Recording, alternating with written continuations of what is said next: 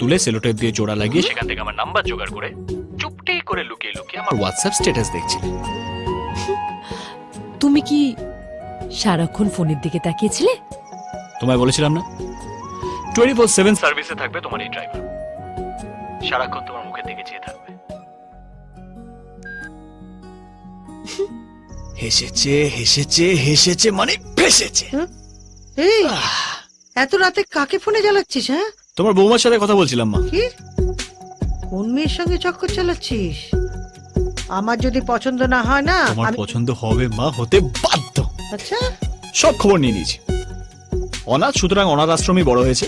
হ্যাঁ এই বুড়ি পড়াশোনা জানে, হ্যাঁ, সেলফ ইন্ডিপেন্ডেন্ট, সফটওয়্যার ইঞ্জিনিয়ার, সুন্দরী, দেখতে ভালো, গান জানে, নাচ জানে, আর ভাড়া বাড়িতে থাকে, বুঝলে তো। সুতরাং এই বিয়ের পরে ঝড়াঝাটি হলে না